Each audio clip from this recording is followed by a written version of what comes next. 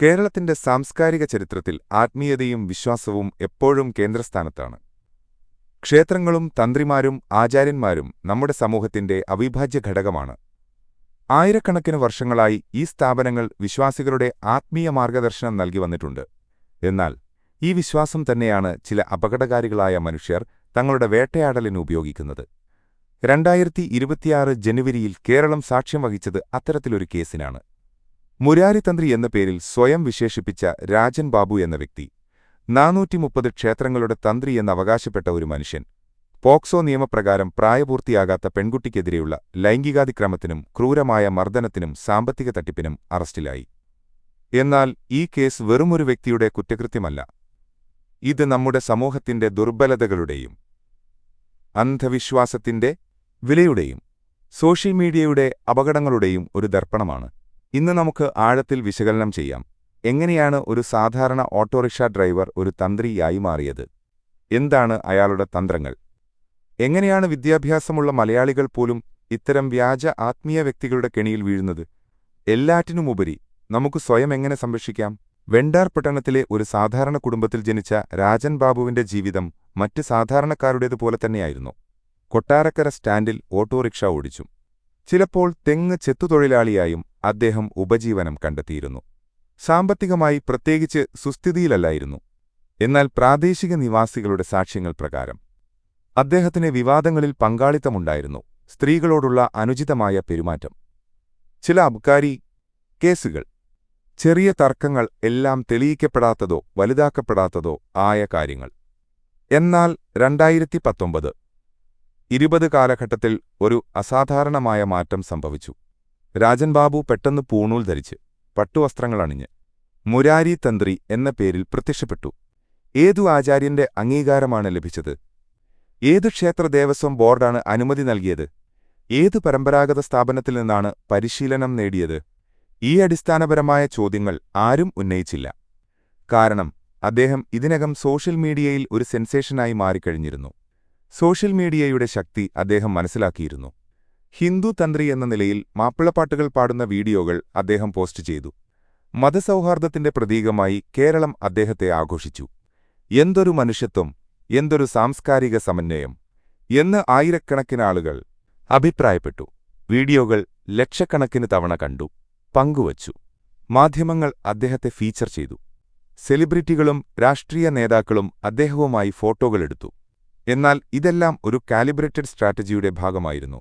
മതസൗഹാർദ്ദം എന്ന മനോഹരമായ മുഖംമൂടിക്ക് പിന്നിൽ ഒരു വേട്ടക്കാരൻ തന്റെ ഇരകളെ തിരഞ്ഞെടുക്കുകയായിരുന്നു. സോഷ്യൽ മീഡിയ വൈറാലിറ്റി അദ്ദേഹത്തിന് വിശ്വാസ്യത നൽകി. ആ വിശ്വാസ്യത അദ്ദേഹം ആയുധമാക്കി. ഓട്ടോറിക്ഷ ഡ്രൈവർ ഇപ്പോൾ ബെൻസ് കാറുകളിൽ സഞ്ചരിക്കാൻ തുടങ്ങി. ഐഫോണുകളുടെ ഒരു ശേഖരം അദ്ദേഹത്തിന്റെ കൈവശമായി. സ്വർണ്ണാഭരണങ്ങളാൽ മിന്നി. 430 ക്ഷേത്രങ്ങളുടെ തന്ത്രി എന്ന് അദ്ദേഹം സ്വയം വിശേഷിപ്പിച്ചു. ആരും ഈ അവകാശവാദം സത്യാപിച്ചില്ല. മുരാരി തന്ത്രിയുടെ വരുമാനം എങ്ങനെയാണ് ഇത്രയധികം വർദ്ധിച്ചത്? ഇതെല്ലാം ഭക്തർ നൽകിയ സമ്മാനങ്ങളാണ് എന്ന് അദ്ദേഹം പറഞ്ഞു. എന്നാൽ യാഥാർത്ഥ്യം വളരെ ഇരുണ്ടതായിരുന്നു. ഇത് വെറും സമ്മാനങ്ങളല്ല, മറിച്ച് ചിട്ടയായ സൈക്കോളജിക്കൽ മാനിപ്പുലേഷനിലൂടെയുള്ള തട്ടിപ്പായിരുന്നു. ഒരു പ്രധാന കേസ് പരിശോധിക്കാം. ഒരു മുൻ നിയമസഭാ അണ്ടർ സെക്രട്ടറി, സർക്കാർ സേവനത്തിൽ ഉന്നത പദവിയിലുള്ള ഒരു വ്യക്തി മുരാരി തന്ത്രിയുടെ കെണിയിൽ എങ്ങനെ വീണു? ഈ കുടുംബം മകളുടെ മരണമെന്ന ദാരുണമായ സംഭവത്തിലൂടെ കടന്നുപോകുകയായിരുന്നു. ദുഃഖത്തിലും നിസ്സഹായതയിലും മുങ്ങിയ ഈ നിമിഷത്തിൽ മുരാരി തന്ത്രി പ്രവേശിച്ചു. അദ്ദേഹത്തിന്റെ രീതി ക്ലിനിക്കലായി കൃത്യമായിരുന്നു. ആദ്യം വൾനറബിലിറ്റി തിരിച്ചറിയൽ, മകളുടെ മരണത്താൽ തകർന്ന കുടുംബം, വൈകാരികമായി ദുർബലമായ അവസ്ഥ. രണ്ടാമതായി ഭയം സൃഷ്ടിക്കൽ, നിങ്ങളുടെ കുടുംബത്തിൽ ദോഷമുണ്ട്, ഇനിയും മരണങ്ങൾ സംഭവിക്കും, നിങ്ങളുടെ മറ്റു മക്കൾക്ക് അപകടമുണ്ട്. മൂന്നാമതായി ഏകപരിഹാര നിർദ്ദേശം, എനിക്ക് മാത്രമേ ഇത് പരിഹരിക്കാൻ കഴിയൂ, പക്ഷേ വലിയ പൂജകൾ വേണം, വലിയ ചെലവ് വരും. നാലാമതായി അടിയന്തിരതയുടെ സൃഷ്ടി, ഉടനെ ചെയ്യണം, നക്ഷത്രം മാറും, സമയം കഴിഞ്ഞാൽ കഴിയില്ല. അഞ്ചാമതായി ആവർത്തിച്ചുള്ള ആവശ്യം, ആദ്യം 10 ലക്ഷം രൂപ, പിന്നെ 20 ലക്ഷം, അങ്ങനെ തുടർന്ന് അന്ത്യത്തിൽ ആ കുടുംബം മുരാരി തന്ത്രിക്ക് 60 ലക്ഷം രൂപയും 401 ഗ്രാം സ്വർണവും നൽകി. ഇത് വെറും ഒരു കേസ് മാത്രമാണ്. എത്ര പേരുണ്ടാകും ഇതുപോലെ കെണിയിൽപ്പെട്ടത്? നാം അറിയുന്നത് വെറും മഞ്ഞുമലയുടെ മുകൾ ഭാഗം മാത്രമായിരിക്കാം. മുരാരി തന്ത്രി ഉപയോഗിച്ച മനഃശാസ്ത്രതന്ത്രങ്ങൾ വിശകലനം ചെയ്യുമ്പോൾ അദ്ദേഹം ഒരു വിദഗ്ധനായ മാനിപ്പുലേറ്ററാണെന്ന് വ്യക്തമാകുന്നു. അദ്ദേഹം അതോറിറ്റി ബയസ് എന്ന മനഃശാസ്ത്ര സിദ്ധാന്തം ഉപയോഗിച്ചു. പൂണൂലും പട്ടുവസ്ത്രവും ധരിച്ച് വിദഗ്ധൻ എന്ന പ്രതീതി സൃഷ്ടിക്കുകയും 430 ക്ഷേത്രങ്ങളുടെ തന്ത്രി എന്ന അവകാശവാദത്തിലൂടെ വിശ്വാസ്യത നേടുകയും ചെയ്തു. അദ്ദേഹം ഫിയർ അപ്പീൽ തന്ത്രം ഉപയോഗിച്ചു. മരണം, രോഗം, നാശം എന്നിവയെക്കുറിച്ചുള്ള ഭയം സൃഷ്ടിച്ച് ആളുകളുടെ യുക്തിബോധം മങ്ങലാക്കി. ഭയത്തിന്റെ അവസ്ഥയിൽ മനുഷ്യന്റെ വിമർശനാത്മക ചിന്താശേഷി പ്രവർത്തിക്കില്ല എന്ന് അദ്ദേഹത്തിനറിയാമായിരുന്നു. സ്കാർസിറ്റി പ്രിൻസിപ്പിൾ: ഈ മാസം മാത്രമേ നക്ഷത്രം അനുകൂലമാവൂ, വൈകിയാൽ കഴിയില്ല എന്നിങ്ങനെയുള്ള പ്രസ്താവനകളിലൂടെ ആളുകളെ തിടുക്കത്തിൽ തീരുമാനമെടുക്കാൻ നിർബന്ധിച്ചു.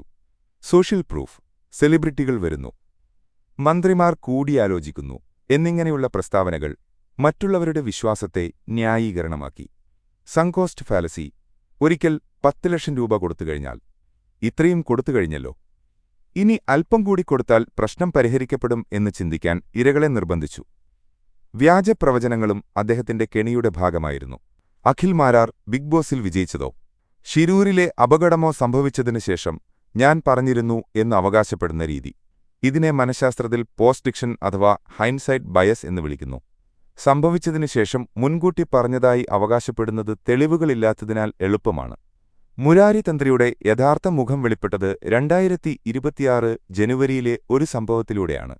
16 വയസ്സുള്ള ഒരു പെൺകുട്ടി, ഒരു നിരപരാധിയായ ബാല്യകാലക്കാരി, അയാളുടെ ക്രൂരതയ്ക്കിരയായി. ഈ സംഭവം വെറും ഒരു ക്രിമിനൽ കേസല്ല, മറിച്ച് അന്ധവിശ്വാസത്തിന്റെ ഏറ്റവും ഭയാനകമായ പരിണിതഫലമാണ്. ആ കുടുംബത്തിന് തങ്ങളുടെ മകൾക്ക് ബാധയുണ്ടെന്ന് സംശയമുണ്ടായിരുന്നു. ഒരുപക്ഷെ പെൺകുട്ടിയുടെ പെരുമാറ്റത്തിലെ സ്വാഭാവികമായ കൗമാരകാല മാറ്റങ്ങൾ, അല്ലെങ്കിൽ ചില മാനസിക അസ്വസ്ഥതകൾ. ആധുനിക മെഡിക്കൽ സഹായം തേടുന്നതിനു പകരം അവർ മുരാരി തന്ത്രിയെ സമീപിച്ചു. കൊണ്ടുവരിക, ഞാൻ ഉറപ്പായും ബാധ ഒഴിപ്പിക്കാം എന്ന് അദ്ദേഹം ഉറപ്പു നൽകി. അമ്മയും മകളും അദ്ദേഹത്തിന്റെ ജ്യോതിഷാലയത്തിലെത്തി. അവിടെ അദ്ദേഹം തന്റെ പദ്ധതി നടപ്പിലാക്കി. ആദ്യഘട്ടം ഐസൊലേഷൻ. അമ്മയെ പുറത്ത് കാത്തിരിക്കാൻ പറഞ്ഞു. പൂജയ്ക്ക് സമയമെടുക്കും, അകത്ത് ആളുണ്ടെങ്കിൽ ദോഷം ബാധിക്കും എന്ന വ്യാജവാദം അമ്മയെ പ്രേരിപ്പിച്ചു. പെൺകുട്ടിയെ മാത്രം പൂജാമുറി എന്ന് വിശേഷിപ്പിച്ച സ്ഥലത്തേക്ക് കൊണ്ടുപോയി. യഥാർത്ഥത്തിൽ അത് അദ്ദേഹത്തിന്റെ സ്വകാര്യ കിടപ്പുമുറിയായിരുന്നു. അവിടെ വച്ചാണ് ആ ഭീകരത സംഭവിച്ചത്. ബാധ ഒഴിപ്പിക്കാൻ വസ്ത്രമഴിക്കണം എന്ന് അദ്ദേഹം ആവശ്യപ്പെട്ടു. ആ കുട്ടി നിരസിച്ചു, തന്റെ സഹജമായ സംരക്ഷണബോധത്തിൽ നിന്ന്, തന്റെ ആത്മാഭിമാനബോധത്തിൽ നിന്ന്. എന്നാൽ മുരാരിതന്ത്രി അപ്പോൾ തന്റെ യഥാർത്ഥ മുഖം വെളിപ്പെടുത്തി. ഒരു ആത്മീയ വ്യക്തിയുടെ കവചം വീണു. ഒരു ക്രൂരനായ വേട്ടക്കാരന്റെ മുഖം പ്രത്യക്ഷപ്പെട്ടു. അദ്ദേഹം ആ കുട്ടിയെ ക്രൂരമായി മർദ്ദിച്ചു. അവളുടെ തല ഭിത്തിയിൽ ഇടിപ്പിച്ചു. രക്തം ഒലിച്ചിറങ്ങി.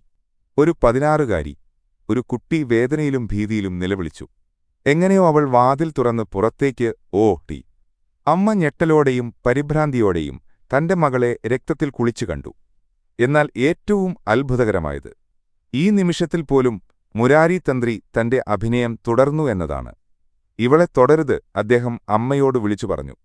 ഇവളുടെ ദേഹത്ത് ബാധയുണ്ട്, ഇത് ബാധ പുറത്തുവരുന്നതിന്റെ ലക്ഷണമാണ്. ഇവളെ തൊട്ടാൽ നിങ്ങൾക്കും ബാധിക്കും, തന്റെ ക്രൂരതയെ മറയ്ക്കാൻ. അപ്പോഴും ആത്മീയ വാക്കുകളുടെ കവചം ഉപയോഗിച്ചു. എന്നാൽ ആ കുട്ടി അയൽവീട്ടിലേക്ക് ഓടി, നിലവിളിച്ചുകൊണ്ട് സഹായത്തിനായി. അവിടെ നിന്നാണ് പോലീസിന് വിവരം ലഭിച്ചത്. അവിടെ വച്ചാണ് മുരാരി തന്ത്രിയുടെ മുഖം മൂടി പൂർണ്ണമായും വീണത്. പുത്തൂർ പോലീസ് സ്റ്റേഷനിൽ പോക്സോ നിയമപ്രകാരം കേസ് രജിസ്റ്റർ ചെയ്തു.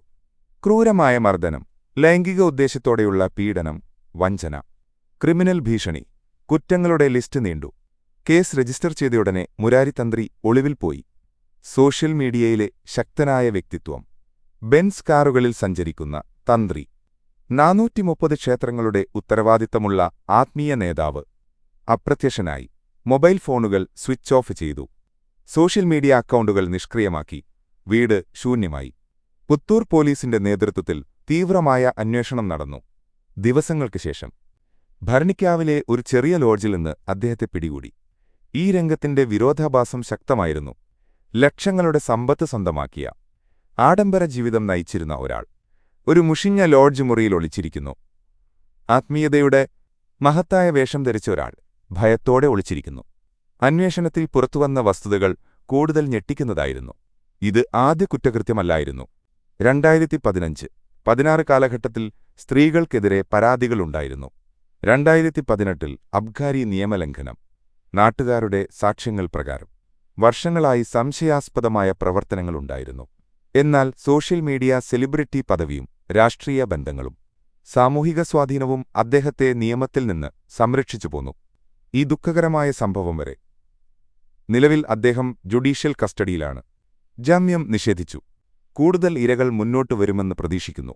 ഓരോ പരാതിയും മുരാരി തന്ത്രി എന്ന മുഖംമൂടിക്കു പിന്നിലൊളിഞ്ഞിരുന്ന രാജൻ ബാബു എന്ന ക്രിമിനലിന്റെ യഥാർത്ഥ സ്വഭാവം തുറന്നുകാട്ടുകയാണ്. മുരാരി തന്ത്രിയുടെ കഥ അവസാനിക്കുന്നത് ജയിലിൽ. എന്നാൽ ഈ കഥ നമുക്ക് നൽകുന്ന പാഠങ്ങൾ അനന്തമാണ്. ഇത് വെറും ഒരു വ്യക്തിയുടെ കുറ്റകൃത്യമല്ല, മറിച്ച് നമ്മുടെ സമൂഹത്തിന്റെ പല ദുർബലതകളും വെളിപ്പെടുത്തുന്ന ഒരു ദർപ്പണമാണ്. വിദ്യാഭ്യാസവും സാക്ഷരതയും വേറെയാണ്. വിമർശനാത്മക ചിന്തയും ശാസ്ത്രീയ മനോഭാവവും വേറെയാണ്. 100% സാക്ഷരത അഹങ്കരിക്കുന്ന കേരളത്തിൽ നിയമസഭയിൽ ഉന്നത പദവിയിൽ ജോലി ചെയ്തിരുന്ന വിദ്യാസമ്പന്നരായ വ്യക്തികൾ പോലും ഇത്തരം വഞ്ചകരുടെ കെണിയിൽ വീഴുന്നു. കാരണം വൈകാരിക ദുർബലതയുടെ നിമിഷങ്ങളിൽ മരണം, രോഗം, സാമ്പത്തിക പ്രശ്നങ്ങൾ യുക്തി പ്രവർത്തിക്കില്ല. ഭയം നമ്മുടെ ഏറ്റവും വലിയ ശത്രുവാകുന്നു. സോഷ്യൽ മീഡിയ വൈറാലിറ്റി സത്യത്തിന്റെയോ യോഗ്യതയുടെയോ തെളിവല്ല. ലക്ഷക്കണക്കിന് ഫോളോവേഴ്സ്, നൂറുകണക്കിന് ഷെയറുകൾ, സെലിബ്രിറ്റികളുമായുള്ള ഫോട്ടോകൾ, ഇതൊന്നും ആ വ്യക്തിയുടെ സത്യസന്ധതയെക്കുറിച്ചോ യോഗ്യതയെക്കുറിച്ചോ യാതൊന്നും തെളിയിക്കുന്നില്ല. നാം ചോദ്യങ്ങൾ ചോദിക്കണം. യോഗ്യത എന്താണ്? അംഗീകാരം ആരുടേതാണ്? തെളിവുകൾ എവിടെയാണ്? ഇരകൾ, പ്രത്യേകിച്ച് സ്ത്രീകളും കുട്ടികളും മിണ്ടാതിരിക്കുന്നത് നാണക്കേട്, സാമൂഹിക കളങ്കം, ഭയം എന്നിവ കാരണമാണ്. ഈ 16-കാരി ധൈര്യത്തോടെ പരാതി നൽകിയതുകൊണ്ടാണ് മുരാരി തന്ത്രി പിടിക്കപ്പെട്ടത്. അവൾ മിണ്ടാതിരുന്നെങ്കിൽ എത്ര കുട്ടികൾ കൂടി ഇരയാകുമായിരുന്നു. ആത്മീയതയുടെയോ മതത്തിന്റെയോ കവചം ഉപയോഗിച്ച് ചൂഷണം നടത്തുന്നവരെ നാം തിരിച്ചറിയണം. പട്ടും പൂണൂലും ധരിച്ചാൽ മാത്രം ആരും മഹാനാവില്ല. യഥാർത്ഥ ആത്മീയത സേവനത്തിലും സത്യസന്ധതയിലും സഹാനുഭൂതിയിലുമാണ്. ഭയപ്പെടുത്തലിലും പണം ചോദിക്കലിലും ചൂഷണത്തിലുമല്ല. പ്രായോഗിക നിർദ്ദേശങ്ങൾ നമുക്കെല്ലാവർക്കും പാലിക്കാം. ഒരിക്കലും ഒറ്റയ്ക്ക് ഇത്തരം സ്ഥലങ്ങളിൽ പോകരുത്. എപ്പോഴും കുടുംബാംഗമോ സുഹൃത്തോ കൂടെയുണ്ടാകണം. റെഡ് ഫ്ലാഗ്സ് തിരിച്ചറിയുക. ഉടനെ പണം ആവശ്യപ്പെടൽ, മരണഭീഷണികൾ, ഒറ്റയ്ക്ക് കണ്ടുമുട്ടാനുള്ള നിർബന്ധം, രഹസ്യ സ്വഭാവം. എല്ലാ ഇടപാടുകളും രേഖാമൂലം സൂക്ഷിക്കുക. രസീത് വാങ്ങുക. രണ്ടാം അഭിപ്രായം എപ്പോഴും തേടുക.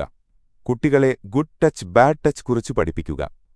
മുതിർന്നവരോട് ഇല്ല എന്ന് പറയാനുള്ള അവകാശം അവരെ ബോധ്യപ്പെടുത്തുക. മുരാരി തന്ത്രിയുടെ കഥ അവസാനിക്കുന്നത് ജയിൽ ശിക്ഷയിലാണ്.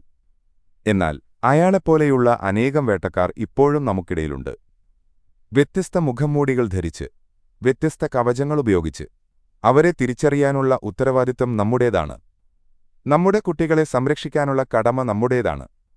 ബോധവൽക്കരണം പ്രചരിപ്പിക്കാനുള്ള ചുമതല നമ്മുടേതാണ്. അന്ധവിശ്വാസം അന്ധത സൃഷ്ടിക്കുന്നു.